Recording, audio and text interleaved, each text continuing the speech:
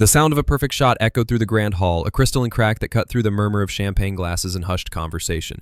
It was a sound that spoke of ownership, of territory claimed by skill alone. At the apex marksman society, where millionaires and moguls tested their nerve against steel targets, Asher Quinn stood unrivaled. Tonight, that throne was about to tremble. Asher Quinn lowered his custom titanium Remington 700 with a practiced grace, the rifle settling into position as though molded to his shoulder. A single bead of perspiration traced his temple, hardly noticeable beneath the soft glow of crystal chandeliers. Beyond him, the target's innermost ring bore the telltale eruption of lead, a bullseye that shimmered in the floodlights, sending a ripple of polite applause through the ranks of designer-clad patrons. These men and women, accustomed to bending every domain to their will, finance, real estate, technology, had come to Apex seeking the next unconquerable challenge. In Asher, they had found exactly that. He allowed himself a small, self-satisfied smile. This was his domain, a vaulted range carved from limestone cliffs, insulated from the world by soundproof glass and discreet security teams. Annual membership fees soared into 6 figures. Entry required sponsorship by 2 existing members and approval by the august Council of Marksmen, whose lavish portraits lined the vestibule of the Society's private lounge. Here, no one dared question Asher's place at the apex, his reputation as a savant of ballistics predating many of their own fortunes. Yet for all his triumph, an unspoken question hovered in the smoky air. How long could any throne remain unchallenged? Behind crystal partitions of the executive box, Vivian St. Clair adjusted the diamond-trimmed cuff of her silk jacket. As Apex's director and the granddaughter of its founder, she possessed a steely calm that equaled any bullet's trajectory. From her vantage point, she watched Asher with a measuring gaze, admiration mingled with calculation. The Society's sponsors, luxury watchmakers, high-precision optics firms, exclusive resorts, depended upon the drama of his performances. His mastery was their brand's lifeblood, but appearances could shift swiftly, and Vivian prided herself on anticipating every storm that might rock her carefully cultivated microcosm of privilege. In the VIP lounge, elaborately dressed members sipped Armand de Brignac and traded quips about next month's charity match. They spoke of exotic locales, Swiss biathlon circuits, Middle Eastern desert meets, Arctic precision hunts, in tones that suggested nothing less than casual conquests. No topic was beneath them, no victory too small. Yet all paused as a new figure appeared at the entrance, a woman whose unassuming presence immediately snapped their attention to attention. Elena Moore stepped into the lounge like a breath of mountain air. Her attire was understated, olive-drab soft-shell jacket, practical leggings, and leather-soled boots. She carried a single-strap rifle bag slung across her back, the stock of her rifle peeking from its zipper. Her red-brown hair, bound in a simple braid, swung lightly at her nape. A hush fell. None of these elites had ever seen her in these halls before, and none had heard of her. Yet her steady gaze betrayed a confidence that made even the most seasoned members lean forward. She approached the concierge's mahogany desk and laid a letter sealed with navy blue wax. Murmurs spread through the crowd like a prairie wind. The concierge, Mr. Bellingham, cleared his throat and broke the seal. He read 2 lines, then his face registered surprise, followed by reluctant respect. "Ms. Moore," he announced, standing at attention, "your invitation is confirmed. Lane 7, for the duration of your guest access. Welcome to Apex Marksman Society." Asher watched from the firing line, curious despite himself. Guest access at Apex was never handed out lightly. Each invitation, signed by Vivian herself, carried weight equivalent to a board vote. He polished the barrel of his rifle with a silk cloth, an impulse learned from countless hours in the windless silence of practice. But his mind chased questions he rarely permitted himself to ask. Who was this woman? And by what right had she slipped through the Society's rigors? By the time the crowd had turned its collective gaze to Lane 7, Elena stood unflinching at position. She unloaded her black carbon fiber rifle, no gold filigree, no monogram, only a precision instrument whose form echoed the lean lines of high-performance engineering. She checked the breech, adjusted her stance, then raised the scope to her eye. Asher noted the subtle tremor in her fingers, less from nerves than from the memory of something he recognized. The raw, unguarded concentration of a soldier in a foxhole. In that moment, he recalled the cold logic of threat assessment he had developed in his own service, an ability to size up friend or foe at a single glance. The starter's pistol cracked. Elena inhaled, exhaled, and squeezed the trigger. The shot echoed, a perfect ringing shot that lingered like a benediction. Asher's own finger eased on his rifle's trigger guard, and he watched in real time as the target bloomed in a golden-orange splatter, the bullet nesting squarely at its heart. A collective gasp swept the VIP enclosure. Vivian's composed facade cracked into surprise. Even Asher felt a twinge of genuine astonishment. In all his seasons of dominance, he had never witnessed a total stranger walk in cold and outshoot every champion within earshot. Polite applause swelled, but it lacked the admiration reserved for his own triumphs. It buzzed with tension and speculation. Elena lowered her rifle, breathing evenly, and offered a single nod of acknowledgement to Vivian's box, a gesture of respect customarily granted, then turned away. She did not glance at Asher. She did not glance at the crowd. She held her own precise calm. Asher stepped forward, each pace measured by the click of his dress shoes against marble floors. The gathering parted for him, executing a gentlemanly circuit that spoke of years spent memorizing the unspoken codes of Summit's elite. He paused beside Elena and extended his hand, offering both deference and challenge. "Spectacular shot," he said, voice low enough for only her to hear. "Rarely do I see perfection on my own turf." She accepted his hand, her grip firm. "I'm no stranger to difficult terrain," Elena replied, her voice carrying a hint of an accent he could not place. "Grant me a match and I'll show you what comes after perfection." Laughter rippled through the lounge, nervous, uncertain laughter, as though the society itself braced against the shock of its own vulnerability. Vivian cleared her throat and rose from her seat. "Gentlemen, ladies, it appears we have an extraordinary guest. Miss Moore has graciously offered to compete in next month's invitational. Our charity match will never be the same." Members exchanged uneasy glances. Parsons and Steele, the society's biggest sponsor, bristled. "Are we prepared for such an unexpected competitor?" their representative whispered to a colleague.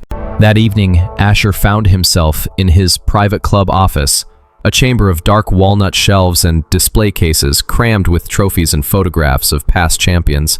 He leaned back in a tufted leather chair, uncoiling the silk tie he had worn as a badge of his success. He closed his eyes, recalling Elena's shot, poised, unerring, delivered without ceremony.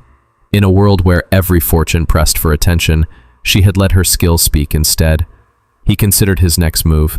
In his years at Apex Marksman, he had forged alliances, quiet nods in the hallway, discreet favors at charity events, whispered endorsements of newcomers. Each relationship was a strategic pillar, buttressing his reign. But Elena had arrived on her own terms. No one had vouched for her. No one had announced her arrival. She had simply appeared and conquered. His phone buzzed, a text from Vivian St. Clair.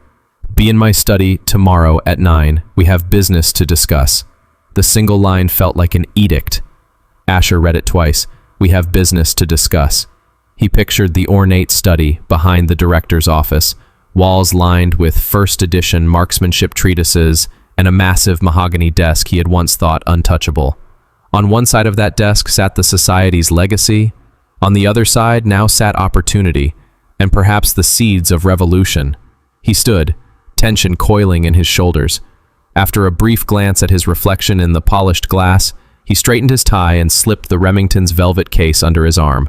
Tomorrow, the real contest would begin, not on the firing line, but in the dusky sanctum of privilege where power cloaked itself in propriety. As he walked through the gallery, the crystal chandeliers scattered prismatic light across his path.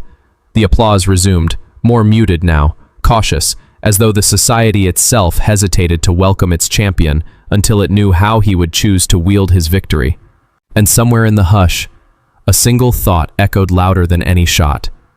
The world he had once owned was shifting beneath his feet, and he would have to decide whether to stand atop a crumbling ivory tower or build something stronger, forged by skill and principle, rather than by silver and gold. Dawn's pale light crept through the high windows of the Apex Marksman Society's director's suite as Asher Quinn stepped beneath its vaulted ceiling.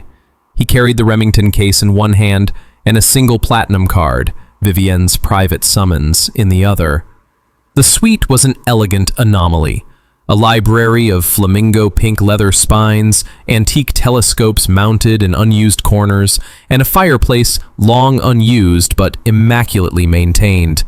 On a rosewood desk sat 2 tall glasses of Earl Grey and a file stamped with the society crest. Vivian St. Clair rose from behind the desk to greet him, her tailored charcoal suit as severe as a drill instructor's dress uniform. Her blonde hair was pulled back into an artful knot. "Good morning, Asher," she said in a cool voice that hinted at both admonishment and opportunity. "Thank you for coming so promptly." He set the Remington case on the edge of her desk and bowed his head once in respect. "Your message was clear. I presume this concerns Miss Moore's unexpected arrival?" Vivienne's lips curved into the faintest of smiles. "Indeed, but also the society's future." She waved toward two leather chairs across from her. Asher sat, resisting the urge to clock the precise trajectory of Vivienne's every movement, muscular control born of a lifetime steeped in quiet authority. "I understand Miss Moore has roots in competitive marksmanship dating back to her youth, international competition no less." Asher nodded. "I've confirmed she's a two-time regional champion and Olympic qualifier, but her credentials alone do not explain why she slipped through a membership process more stringent than any federal security clearance." Vivienne turned to the file. "Our board and our sponsors have come to rely on Asher Quinn's unbroken record. Their worry is not that Miss Moore is talented, but that she might eclipse you permanently." She tapped a page. "Several sponsors have threatened to withdraw if we fail to stage an event in which you, and only you, shine." His pulse quickened. This was politics. Old money and new capital maneuvering for headlines and product placement. "You want me to eliminate her," he said flatly. Vivienne rose and walked to the window, hands clasped behind her back. "I want you to rise to the challenge. The charity invitational next month is our marquee event. Tickets sold out 6 times over. We need the drama of Asher Quinn facing down an unknown challenger, only to reaffirm his place at the pinnacle." She paused, then met his gaze. Failure is not an option. Asher absorbed the unspoken threat. Apex's fragile illusion of invulnerability would shatter if he lost. Yet the air between them thrummed with something more. The promise of an authentic contest. The rare opportunity to prove himself against someone unafraid. "Understood," he replied, rising to his feet. "I'll prepare accordingly." Vivienne slid the file across the desk. "Miss Moore's dossier. I recommend you review even her equipment choices. Study everything, because I expect you to anticipate her every move." Asher retrieved the dossier and left the suite, footsteps echoing down the marble hall. Outside, he paused beneath a statue of Admiral Lennox, Apex's founder, glancing up at the iron-edged plaque. "Fortune favors the precise." What the society did not advertise was that Lennox himself lost his first championship to an unknown German sharpshooter in 1892, and reinvented his technique to reclaim the title a decade later. History, Asher reflected, often repeated itself for those foolish enough to ignore its lessons. A library of shadows. By mid-morning, Asher sat in the Apex archives, a glass-lined vault he'd helped fund, surrounded by heat-tempered folders and ancient match records.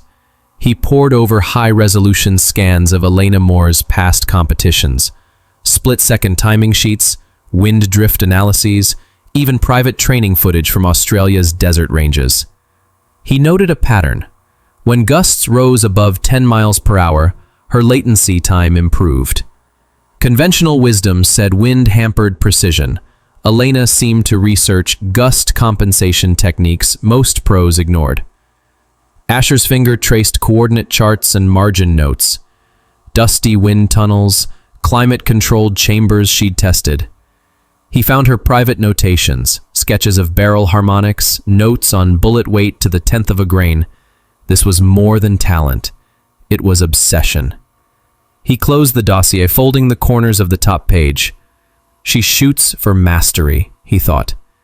I shoot to defend my legacy. He tapped a memorized code into his phone. Arrange meeting, Miss Sterling, firing line, 5 p.m. In a community where every handshake concealed an alliance or a trap, Asher appreciated blunt communication. If he sought to understand Elena's motives, he would speak face to face. Meanwhile, in a discreet conference room deep within the society's subterranean levels, Vivienne convened the Council of Marksmen. The sponsor representatives, Silk sash investors in luminous-tipped bullets, private jet manufacturers, and international security consultants sat in high-backed chairs. They bore the same collectively wary expression, fear that Apex's brand might fracture under an inexperienced newcomer. "This man Quinn has never lost," Vivian recounted. "He embodies Apex's prestige. But Miss Moore's arrival has proven unsettling, both to members and the press. We cannot afford an upset." One sponsor, the CEO of a custom rifle manufacturer, stroked his goatee. "We back Quinn's designs. Our latest titanium alloy stock sold out after his last demonstration. If he loses, our market share collapses. We need assurances, perhaps preferential course layouts or limited wind. Even slight environmental control could tip the scales back." Vivian's jaw tightened. "Manipulation of the course is—" She caught herself. The line between curation and corruption flickered uncomfortably. "Not advisable. We will give both shooters identical conditions, but we cannot place our entire legacy on hope alone." Another voice, steely and cold, spoke. "What of a late entry disqualification? A technicality in her paperwork. Maybe her guest access overrode some bylaw. Could we revoke her invitation quietly?" Vivian's gaze snapped like a pistol's hammer. Revocation now would make headlines a scandal. Better to allow the match, let Quinn emerge triumphant, and mint the greatest marketing epic in Apex history. She paused.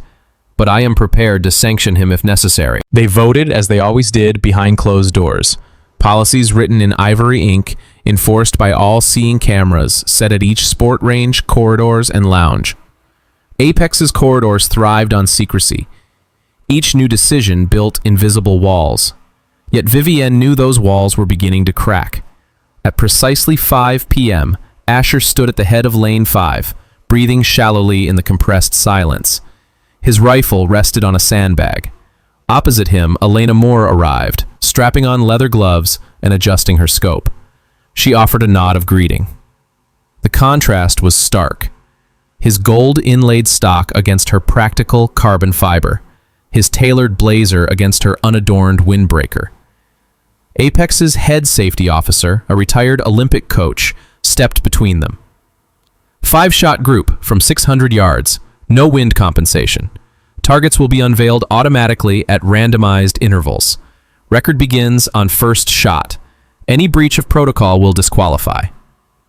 Asher exhaled, recalling Vivienne's warning. "I expect you to anticipate her every move." He recalled Elena's dossier. Wind drifts, barrel vibrations, reflexively adapting to moving targets in crosswinds. He would need to anticipate her, yes, but first he needed to reacquaint himself with what he had nearly forgotten, the pure, unclouded joy of the contest. The range monitor flickered, and a wind tunnel simulation began. Fans in the ceiling emitted a precisely calibrated 10-mile-per-hour gust from the 11 o'clock direction. Asher adjusted the knob on his scope to compensate. He breathed out, then in, letting his heartbeat settle into a deliberate rhythm. He squeezed the trigger. Thwack! Impact confirmed on screen, a perfect grouping. Seconds later, Elena fired. Thwack, thwack, thwack, thwack, thwack. Each bullet nestled within the same ragged hole. Her breathing remained even, her posture unwavering. The crowd behind safety glass watched, mesmerized. When the board launched the scoring animation, Elena had edged Asher by less than a quarter-inch total dispersion. It was not a loss in any conventional sense. Both scores were near impossible. But in Apex's zero-sum ledger, her victory now stood. Quinn 0.374, Sterling 0.352. A whisper coursed through the viewing gallery. He's been dethroned. Asher lowered his rifle, feeling both shock and exhilaration. He turned to Elena, and in that glance, he registered something he had never felt in Summit's earlier triumphs: humility. He extended his hand, voice tight but genuine. "Congratulations. That was—" "Elena," she corrected gently, closing the distance. "And you were impossible to beat." Her grip was warm, unwavering. The audience rose in spontaneous applause, this time sincere, a tribute to two champions sharing the pinnacle. Yet even as hands clapped and lenses snapped, Asher recognized that the real contest was only beginning. For in that moment, he and Elena had forged an unspoken bond, two warriors matched in skill and honor. Apex would never look the same again. Aftermath and alliances. That evening, as photographers clustered around Lane 5 and reporters prepared questions, Asher retreated to Vivian's suite, this time unannounced. He found her staring at the valley's moonlit skyline. "You wanted a contest," she said without turning. "You have it." He approached, placing the Remington case on her desk. "And now?" he asked softly. "She's more dangerous to the society's bottom line than any sponsor threat." Vivian finally looked at him, her eyes unreadable. "Now you decide whether to destroy her or to build something greater." She held out a joint press release template. Apex Marksman Society is proud to announce the first co-champions in our storied history. Asher took the paper, reading the words as though they were forged from cold steel. He folded it carefully. "I will not destroy her, but I will stand by her." Vivian's lips quirked. "Then we have the makings of a new dynasty." Asher stepped to the window, watching the society's lights glimmer across the shadowed cliffs. He felt the weight of his own legacy and the thrill of an unknown future. With Elena Sterling now at his side, Apex would change. He inhaled the crisp night air and for the first time in years, truly looked forward to sunrise.